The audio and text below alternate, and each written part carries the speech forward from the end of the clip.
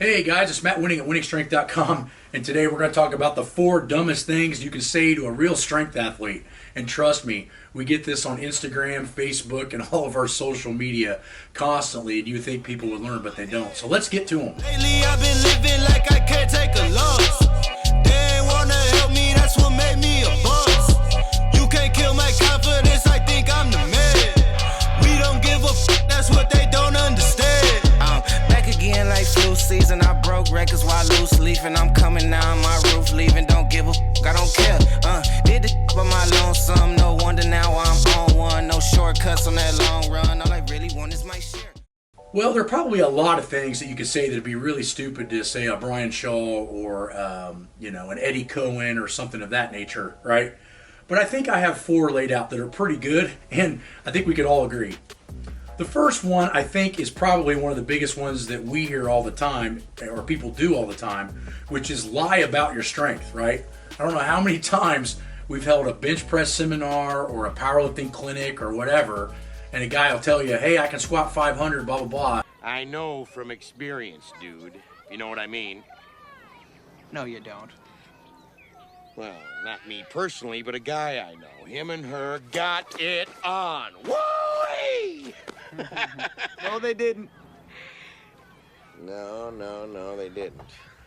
And then you start working towards the squat, and they get stapled with like 315. Now, here's what I want to give you a little tip of advice. Strength athletes are more impressed if you underestimate your strength versus overestimate it. Why?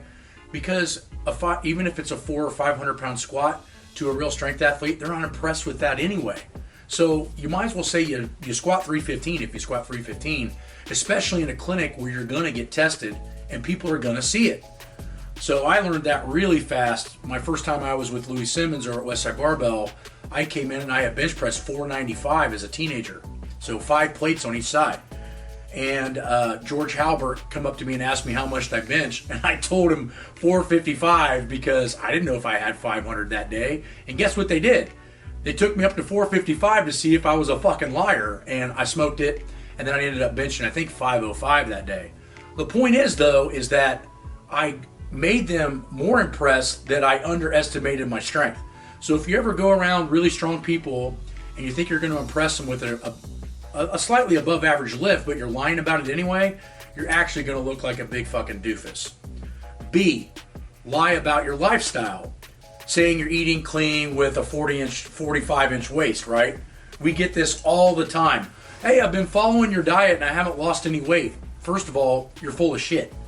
Step on up, Gerald. You gained 9 pounds. Have you been cheating? You haven't been following the diet if you're not losing weight, right? So what I find is, like, when we first flip people to vertical, even if I give them an unlimited amount of quality food, their inflammation from poor choices in gluten and refined foods, they tend to lose 10 or 15 pounds, depending on how overweight they are, in the first month. So if somebody comes to me after 30 days of dieting and hasn't lost a pound, I can nearly guarantee you they're not eating what I tell them to eat. So the point is don't lie. Again, we see this all the time when we look at people's food log, right? So like here at the gym, if we got people on severe, not I wouldn't say diet, but lifestyle changes, we look at their food logs, and obviously if they don't have any junk food in there and they've gained 3 pounds, probably not saying correctly what they're doing, or their portion sizes are completely out of control. But don't lie about your lifestyle. The next thing is when we do bioprints and testing of body fat, depending on where your inflammation is being held, is going to tell us your lifestyle. For instance, if we measure the calf and the knee with the calipers and they come with a really high measurement, we know that you're not sleeping correctly, no matter how well you tell us you're sleeping and or that you're going to bed early. Case in point, I had a client come in, said he's been sleeping early. I do his calf measurement and it's like 27, which is usually about 3.5 hours of sleep. Come to find out, he was lying to me and going to bed at 3 a.m. So obviously, don't lie because you're going to get it figured out. The next thing is telling them you can't train like him or her because of your knee, your back, or other bullshit.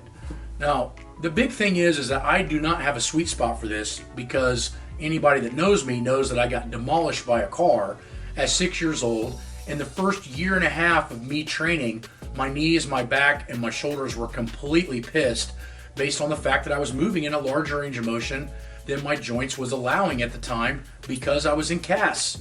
So that's why I gravitated as a kid towards swimming, and the bench press ended up being my main lift I was good at first because my shoulders and arms were heavily developed from swimming freestyle for most of my younger life. The point is, though, is that really a lot of times most people don't even really know what pain is. You don't know what pain is! The other thing is that you got to understand, is it painful or just uncomfortable? Most people are so used to living pain or uncomfortable free that they don't understand what being a little bit sore or a little bit, fatigued is. So what do? They stop all of it. I think I'm getting the black lung, Bob. That is the worst thing you can possibly do. So make sure that you're not complaining to someone that hasn't had it 10 times worse than you and work through the adversity.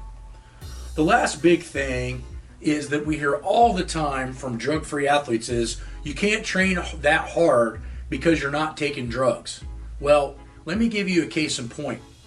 I was 100% drug-free until almost 25 years old, squatting 826, bench pressing 589, and deadlifting 722, 100% drug-free in the USAPL standards. Okay? This means that if you're squatting 400 pounds and telling someone else that you can't make it to 500 or 600 because you're not taking drugs, you're not only an idiot, you have no idea what you're talking about. So the point is, and another big factor that I've seen is most of the times drug-free athletes tend to train much dumber than people that take anabolic steroids.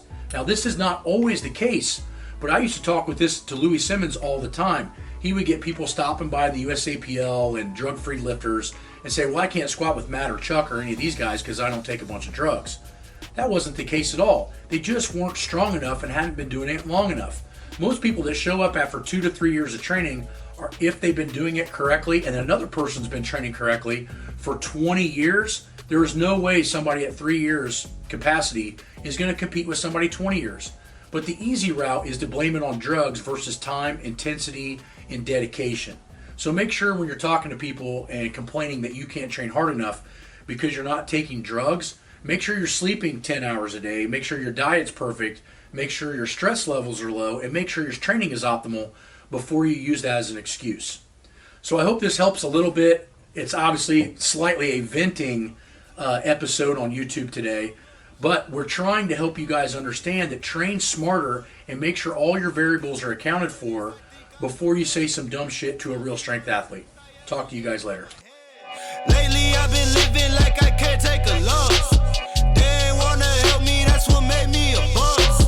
You can't kill my confidence, I think I'm the man. We don't give a f, that's what they don't understand. I'm back again like flu season, I broke records while loose leaf and I'm coming now.